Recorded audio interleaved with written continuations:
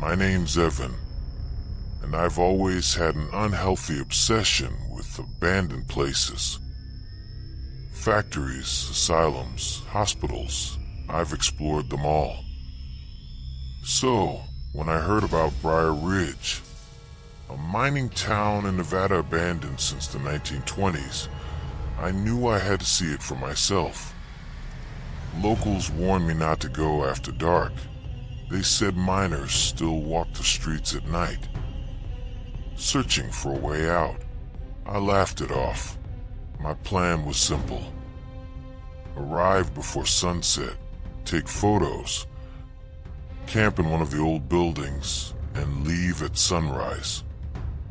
But that night, the town wasn't as empty as I thought. I parked just outside the town's welcome sign, faded letters barely visible through rust.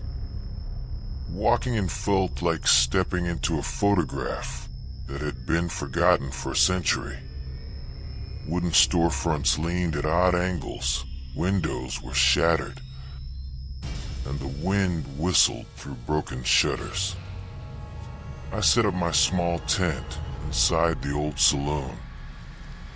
The wooden floor creaked under my boots, and the smell of dust and old whiskey clung to the air. As the sun dipped, the shadows stretched across the street, swallowing the town in darkness. That's when I heard it. Footsteps on the boardwalk outside. I peeked out. No one. Just the wind. But when I turned back to my tent, something caught my eye. A man's silhouette in the cracked mirror behind the bar. He wore a miner's helmet, face hidden in shadow. I spun around. The saloon was empty. Later, while eating from a can, I heard faint singing. A woman's voice, soft and sad, drifting through the street. It was coming from a hotel across the road. Against my better judgment, I went to investigate. The lobby was covered in dust. A grand chandelier swayed slowly, though there was no breeze. On the counter sat a brass bell. Out of habit, I rang it. The sound echoed unnaturally long.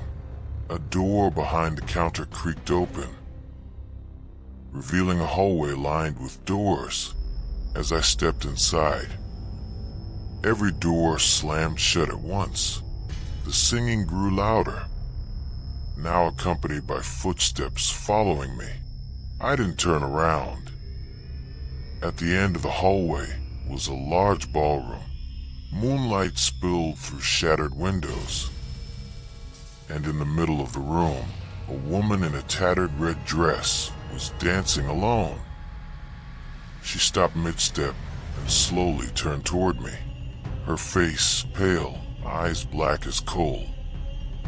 "Stay," she whispered. "It's almost midnight." The air turned cold. Behind her, I saw dozens of figures emerge from the shadows, miners, townsfolk, all staring at me with lifeless expressions. I ran. The hallway stretched longer than it should have, the doors on either side rattling violently. I burst out into the street, my heart pounding, and sprinted for the saloon. But when I got inside, my tent was gone. I didn't stop running until I reached my car. As I started the engine, I glanced in the rearview mirror. Standing at the edge of the road was the woman in the red dress and the miners behind her, watching me leave.